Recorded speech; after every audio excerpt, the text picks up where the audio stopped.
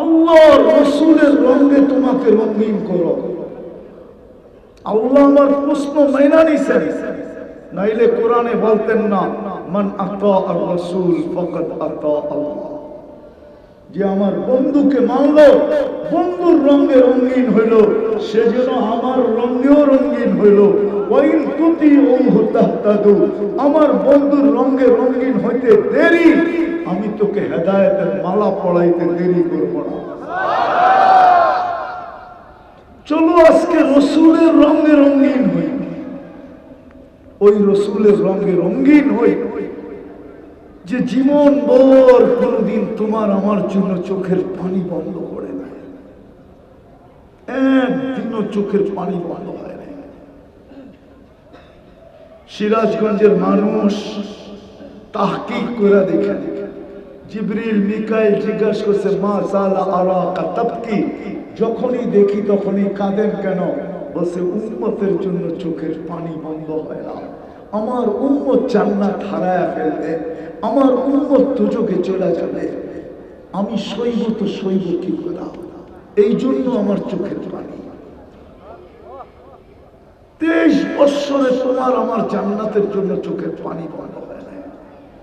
জানি না তোমাদের ভিতরে বিবেক আছে কি আছে নাই, জানি না তোমাদের ভিতরে কলিজা আছে কি নাই, জানি না তোমরা কলিজা ধারণ করো না পাথর ধারণ করো।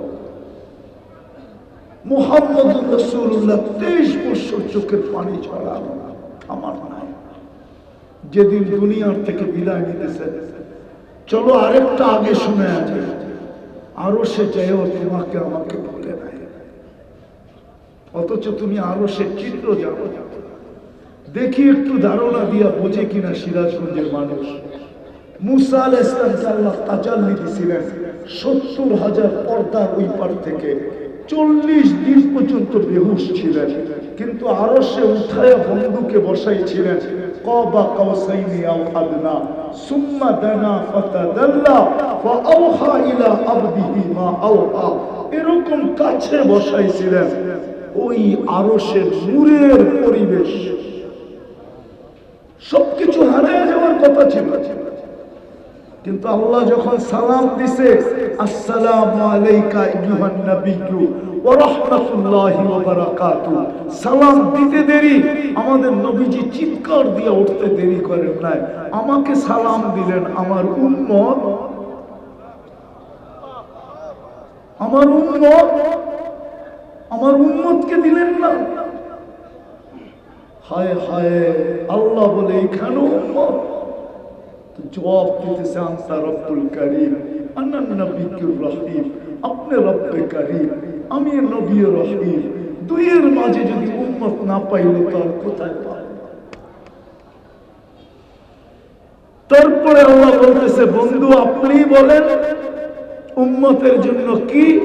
তো আল্লাহ রাসূল বলতেছে ওয়ালা ইবাদিল্লাহ ইস-সালিহিন, বলতেছে আমাকে যতটুকু দিলেন আমার উম্মতের জন্য অতটুকু।